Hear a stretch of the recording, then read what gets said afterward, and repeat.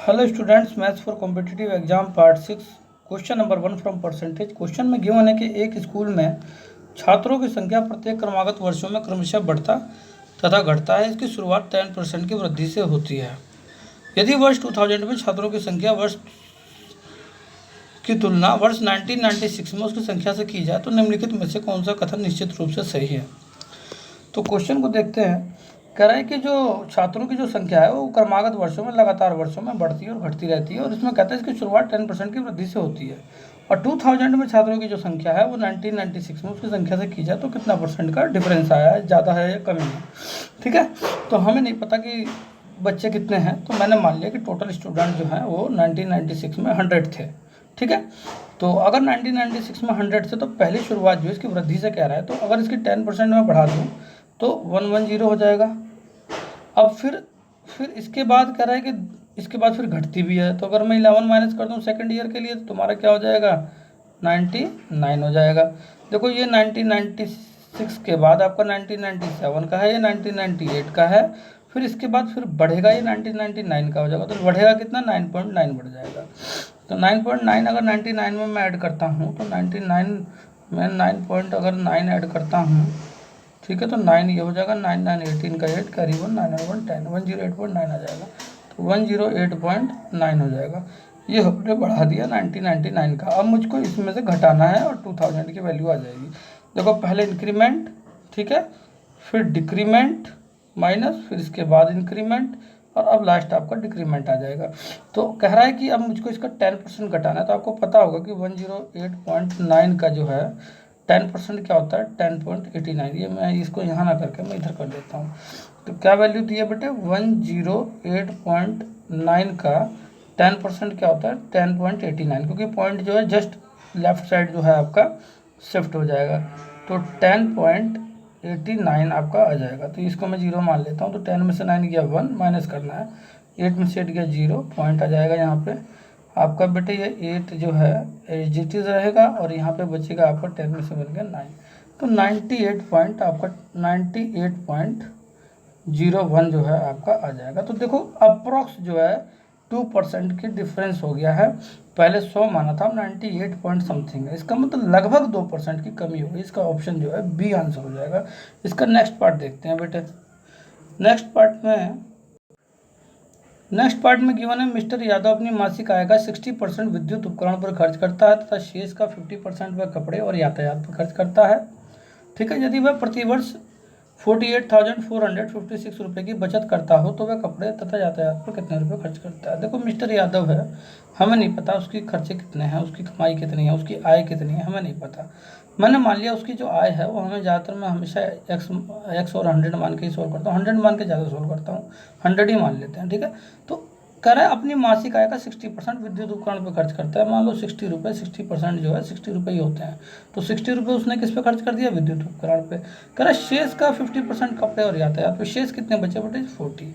तो इसका 50% कितना हो जाएगा, 20। तो 20% वो कपड़े और यातायात पे खर्च करता है, बचे उसके कितने, 20। ये इसके शेष होगा। ठीक है ना, तो ये रिमेनिंग को मैं आर लिख देता हूँ, बाद में देखते हैं। फिर क्या कहता है, यदि वह प्रति वर्ष इतने रुपये की बचत करता है, तो बचत कितनी कर रहा है, 20 कर रहा है ना। ठीक है, तो अगर ये 20 जो है ये कब कर रहा है, ये प्रति वर्ष ये बचत कर रहा है, और यहाँ पे इसकी मासिक आय का बचत कर रहा था ये।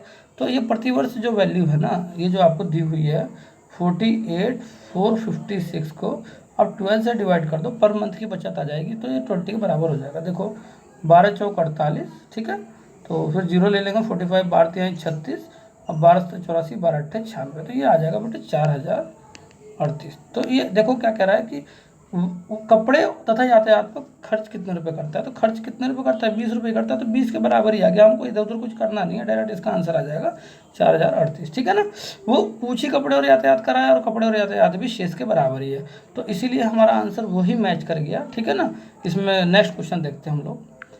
कह रहे चंदन अपनी आय का 20% एक ट्रस्ट में जमा किया। ट्रस्ट प्राप्त राशि का 10% गरीब छात्रों के नाश्ता हेतु प्राथमिक विद्यालय में जमा किया। विद्यालय के अधिकारी ने कुल प्राप्त राशि का 70% नाश्ता के लिए रखा, 10% राशि के हिसाब किताब खरीदने में खर्च किया तथा बची हुई जो राशि है उसे 5000 रुपये ट्रस्ट को वापस लौटा दिया। चंदन की आय क्या थी। देखो यहाँ फिर वही हुआ, मैंने मान लिया चंदन की आय 100 रुपये थी। 20% ट्रस्ट में जमा करता है, मान लो 20% 100 का 20 होता है। फिर इसका मतलब क्या हुआ, अब ट्रस्ट प्राप्त राशि का 10% गरीब बच्चों के नाश्ता हेतु प्राथमिक विद्यालय में जमा कर दिया। देखो क्या कह रहा है, जो ट्रस्ट जो प्राप्त राशि है, जो कितने थी 20 रुपये जमा किया ना उसने, तो इसका 10% कितना हो जाएगा, 20 का 10% 2 हो जाएगा बेटे। उसने गरीब बच्चों के लिए नाश्ता हेतु विद्यालय में जमा कर दिया। विद्यालय के अधिकारी ने कुल प्राप्त राशि का 70% नाश्ता के लिए रखा। ये जो 20 है इसका 70% कितना हो जाएगा बेटे, 10% कितना होता है 20 का 2, 7 से गुणा कर दो, 7 2 जा 14, तो 70% तुम्हारा इसका आ गया। ठीक है, तो 14 रुपये वो क्या करता है, वो नाश्ता के लिए जो है ठीक है रखता है। अब क्या कहता है कि 10% राशि किताब खरीदने में खर्च किया। अब देखो ये वाला जो था गरीब बच्चों के नाश्ता के लिए हो गया, ये उनकी जो है खाने पीने के लिए हो गया, ठीक है ना, नाश्ते के लिए, और ये जो है 10% नाश्ते के लिए है और 70% जो है नाश्ते के लिए। अच्छा कह रहा ट्रस्ट पर राशि का 10% गरीब छात्रों के नाश्ता के लिए 2 रुपये जो हैं, और फिर क्या कहता है, विद्यालय के अधिकारी ने कुल प्राप्त राशि का 70% नाश्ते के लिए रखा। ठीक है, और 10% जो है फिर इसका 2 जो है वो किताब खरीदने में उसने खर्च कर दिया। बची राशि कितनी, देखो यहाँ पे देखो 14 2 16 2 18, तो बची कितनी 2। ये बची हुई राशि जो है 5000 के बराबर कह रहा है, ट्रस्ट को जमा कर दिया। तो पूछ रहे चंदन की आय क्या थी, तो 2 के बराबर 5000 है, चंदन की आय क्या थी 100, ठीक है ना, तो 50 से बोथ साइड गुणा कर दो। 50 की देखो बेटे ये अलग चीज़ है, ध्यान रखना, 50 की मैं इधर गुणा कर दूंगा, तो यहाँ देखो बेटे कितना आ जाएगा, 5 पंजे 25 और 0 कितना है 4।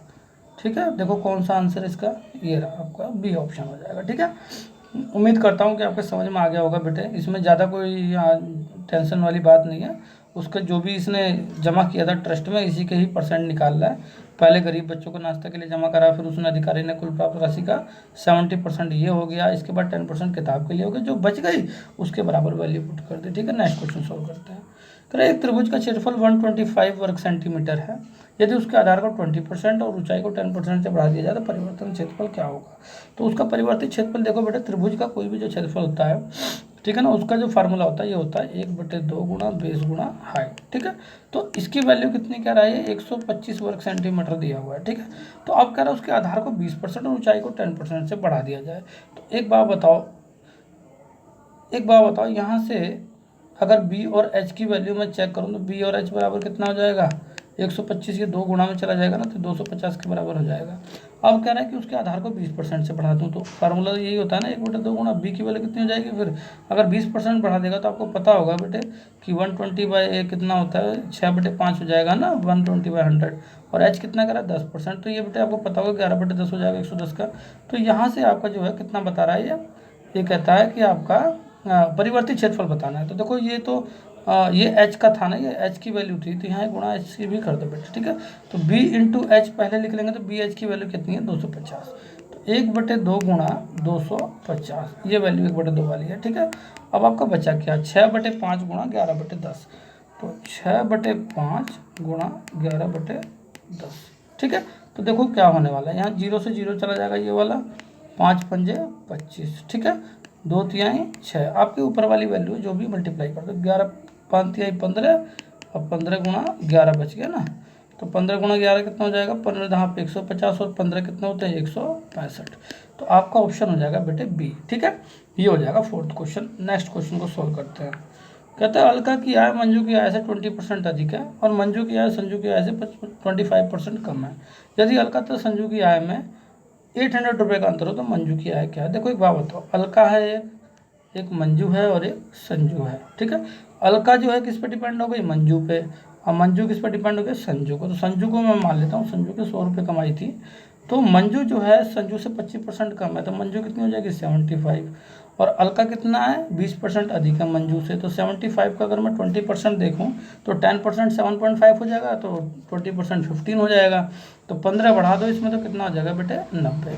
तो कह रहा है कि अलका तथा संजू की आय में 800 रुपये का अंतर है। अलका और संजू में कितने का अंतर दिखाई दे रहा है मुझे, 10 का, तो 10 बराबर कितने का हो जाएगा बेटे 800 के।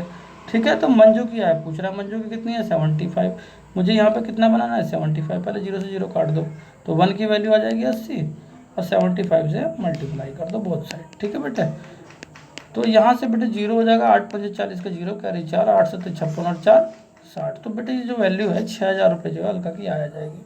ठीक है, थोड़ा सा मैं एडवांस उसमें चला रहा हूँ, अगर कोई प्रॉब्लम होती है बेटे, आप इनिशियल लेवल पे हो तो जरूर कमेंट करके मुझे बताइए, मैं थोड़ा सा जो है अपनी स्पीड को डाउन कर लूँगा और आपको अच्छे से समझ में आ जाएगा। ठीक है, नेक्स्ट क्वेश्चन देखते हैं। एक स्कूल में लड़के तथा लड़कियों की संख्या 2:3 के अनुपात में है। यदि लड़कों की संख्या 20% और लड़कियों की संख्या 10% से बढ़ जाए तो लड़के तथा लड़कियों की संख्या का नया अनुपात क्या है। देखो एक बात बताओ, बॉयज़ हैं और क्या है, गर्ल्स हैं। कितना कह रहा है बेटे, 2:3 बता रहा है। कह रहा है यदि लड़कों की संख्या 20% से और लड़कियों की 10% से बढ़ रही है तो 2 का कितना हो जाएगा, 20% अगर बढ़ेगी तो बेटे 6/5 और 3 का क्या हो जाएगा बेटे, ये रेशो है यहाँ, नॉट मल्टीप्लाई, ठीक है ना, इसको मल्टीप्लाई नहीं है। तो 3 रेशो का क्या कह रहा है, 10% से, तो 11/10। तो आपको पता होगा यहाँ पे बोथ साइड, यहाँ नीचे 5 और यहाँ 10 है, 10 से गुणा कर देते हैं, 2 गुणा 6 गुणा, तो यहाँ पे क्या हो जाएगा बेटे, 5 गुणा 10, यहाँ हो जाएगा बेटे 3 गुणा 11/10 गुणा 10, बोथ साइड 10 से गुणा कर दी मैंने, 5 दूनी 10, तो क्या हो जाएगा, 6 दूनी 12 दूनी 24 रेशो 4×3 = 33, ठीक है ना। तो ये हो जाएगा बेटे 3 8 जा 24, 3 1 जा 3, 3 1 जा 3, ये 8 टाइम में जाएगा, ये 11 टाइम में जाएगा, 8:11 आ जाएगा। ठीक है, ये क्वेश्चन मुझे लग रहा है रिपीट हो गया है, लास्ट वीडियो में मैंने ये बनाया था, चलो कोई नहीं, गलती से आ गया है। नेक्स्ट क्वेश्चन देखते हैं। एक छात्रों ने एक संख्या को 4/5 से गुणा करने के बदले 5/4 से गुणा कर दिया, गणना में प्रतिशत त्रुटि क्या थी। एक बात बताओ, 4/5 से गुणा करना था और 5/4 से उसने गुणा कर दिया, तो त्रुटि कितनी आई है, एक बात बताओ। मुझे नहीं पता संख्या क्या है, मैंने मान लिया वो संख्या जो है x है, ठीक है। इसकी गुणा किससे करनी थी, 4/5 से, ठीक है। उसने कर किससे दी, 5/4 से, तो 5/4 से उसने गुणा कर दी, ठीक है। तो 5/4 से गुणा कर दी, तो मान लो प्रतिशत त्रुटि पूछ रहा है ना वो, तो माइनस जो है x गुणा 5/4 कर दिया, ठीक है। तो अब एक बात बताओ, यहाँ पे क्या आ रहा है, 4 चौक 16, 5 पंजे 25 माइनस के 9x/20, ठीक है। तो ये इसकी जो है त्रुटि आई है, माइनस के 9x/20, ठीक है। तो इसका जो ओरिजिनल जो था वो 4x/5 था ना, तो 4x/5 गुणा 100। देखो वैसे एक बात बताऊँ, वैल्यू माइनस में नहीं रखनी है, 5x/4 मुझे पहले रखना था, ठीक है। तो अब जो है एक सेकंड में रुक जाओ, मैं पहले ही कर दूँ इसको। तो आपका जो है 5x/4 माइनस 4x/5, यहाँ से देखो 5 चौक 20 हो जाएगा, यहाँ से बेटे 25 में से 16 गया, कितना बचा, 9x/20।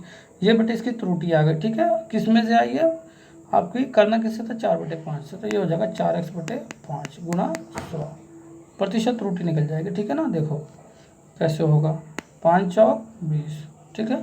तो ये 4x जो है, x से x चला जाएगा, 4x 9/16 गुणा 100, 4 चौक 16, 4 दूनी 8, 4 पंजे 20, तो 25 निमा 225/4, 225 है, ध्यान रखना, 4 पंजे 20, 4 6 24, 56 पॉइंट समथिंग आ रहा है। देखो बेटे इसका बी ऑप्शन हो जाएगा, ठीक है। 7वां क्वेश्चन का नेक्स्ट क्वेश्चन देखते हैं।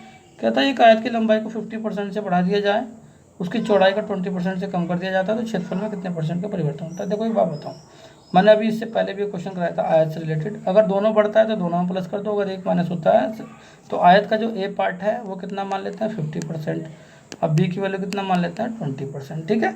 तो एक बात बताओ, फार्मूला क्या होता है, प्रतिशत परिवर्तन जो है, परसेंटेज जो परिवर्तन जो होगा वो कितना होगा, चेक कर लेते हैं। तो पहले 50 बढ़ रहा है, फिर 20 माइनस हो रहा है, कम हो रहा है तो माइनस कर दो, फिर दोनों प्लस माइनस माइनस हो जाते हैं, तो 50 गुणा 20/100, 2 0 से 2 0 कट जाएगा, 50 में से 20 गया 30, माइनस 5 दूनी 10, तो कितना आ जाएगा बेटे, 20 का इंक्रीमेंट आ रहा है, वैल्यू प्लस में आ रहा है, तो ठीक है ना, 20% का इंक्रीमेंट आ जाएगा, ध्यान रखना, ठीक है, 20% का।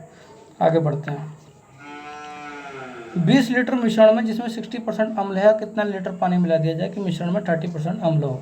देखो बेटे एक बात बताऊँ, अगर 20 लीटर का मिश्रण है, अगर 60% अम्ल है, ठीक है ना, 10% 20 का क्या हो जाएगा 2, 6 से गुणा कर दो 12, तो 12 लीटर इसमें क्या है बेटे, अम्ल है, ठीक है। बाकी पानी है तुम्हारा 8 लीटर। करेक्ट, कितना पानी मिला दिया जाए कि मिश्रण में 30% अम्ल हो जाए, तो ये जो 12 लीटर जो अम्ल है वो किसके बराबर है, मिश्रण का 60% अम्ल है इसमें, ठीक है ना। तो ये 60% अम्ल के बराबर है, तो मैंने मान लिया टोटल मिश्रण x का 30% जो है अम्ल के बराबर, मैंने इस अम्ल को मान लिया, ठीक है ना। कारण 30% अम्ल हो, मैंने 30% बना लिया, मिश्रण में मान लिया 30% अम्ल है, वो किसके बराबर हो जाएगा, 12 लीटर के बराबर, ठीक है। तो यहाँ से देखो क्या होगा, 0 से 0 कट जाएगा, और 3 चौका 12 हो जाएगा। तो x की वैल्यू देखो यहाँ से क्या आ रहा हूँ, तो ये हो जाएगा आपका 40। ठीक है, x की वैल्यू 40 आ गई। वैसे हमारा कितने लीटर मिश्रण था, 20 लीटर। तो इसका मतलब क्या हुआ आपका, अगर मैं टोटल मिश्रण में से 40 लीटर में से अगर 20 लीटर माइनस कर दूँ तो 20 लीटर आपको क्या आ जाएगा, 20 लीटर क्या आ जाएगा आपका पानी आ जाएगा। ठीक है ना, तो ये आपका जो है 20 लीटर इसमें और पानी मिला दिया गया है। ठीक है, तो इससे जो है इसमें मिश्रण में जो अम्ल है वो क्या कहते हैं 30% हो जाएगा। ठीक है, तो नेक्स्ट क्वेश्चन देखते हैं। नेक्स्ट क्वेश्चन में कहता है एक भिन्न का मान 4/5 है, यदि उसके अंश को एक निश्चित रूप से कम कर दिया जाए और हर को उतने ही प्रतिशत से बढ़ा दिया जाए तो नए भिन्न का मान 12/25 हो जाता है। वह भिन्न का प्रतिशत निश्चित प्रतिशत क्या था। देखो बेटे बात बताओ, क्वेश्चन को तो परसेंट पुट करके भी कर दोगे आप, ठीक है ना, बट परसेंट पुट करके आप ही करके मुझे बताओगे इसका आंसर क्या आएगा। ठीक है, वैसे मैं आपको एक्स मान के बता दूं किस तरीके से करना। मान लिया भिन्न 4/5 है कह ही रहा है, तो कह रहा है इसका जो है मैंने मान लिया कि x 100 प्लस एक्स, वो क्या कह रहा है अंश को कम कर रहा है बेटे, 100 माइनस एक्स आ जाएगा, ध्यान रखना 100 माइनस एक्स बटे 100। ठीक है बेटे, और 5 के लिए क्या हो जाएगा 100 प्लस एक्स बटे 100। कह रहा है उसके हर को बढ़ा रहा है निश्चित परसेंट से, उसी परसेंट से जितने से कम कर रहा है उतने से ही बढ़ा रहा है, तो नया भिन्न जो है 12/25 हो रहा है। ठीक है, तो कह रहा है नया प्रतिशत क्या होगा, तो नया प्रतिशत आपको यहाँ से फाइंड आउट करना। देखो बेटे 100 से 100 गया, ठीक है, सीधे काट दो, 4 3 12, 5 5 25। ठीक है, 5 की गुणा करें यहाँ पर तो ये हो जाएगा 500 माइनस के 5x। ठीक है, इस वाली वैल्यू में पुट कर रहे हैं मैं, 100 है ये, 100 माइनस एक्स में बराबर यहाँ 3 के कर दोगे 300 प्लस के 3x। देखो 5x और 3x कितना हो जाएगा बेटे आपका 8x हो जाएगा। इधर कर लें बेटे, इधर कर लेते हैं, तो 8x बराबर कितना हो जाएगा 5, ये 3x इधर 300 इधर आ जाएगा तो माइनस में हो जाएगा 200 आ जाएगा। काटो, 8 दूनी 16, 8 पंजे 40। ठीक है, तो x की वैल्यू कितनी आ जाएगी 25%। ठीक है, तो ये इसका आंसर हो जाएगा ऑप्शन नंबर सी। ठीक है, कोई प्रॉब्लम हो तो बेटे ज़रूर कमेंट करके जो है बताइए, अगर आपके समझ में ना आ रहा हो, चाहे कोई स्पीड ज़्यादा है, चाहे जो भी कुछ है। Okay student.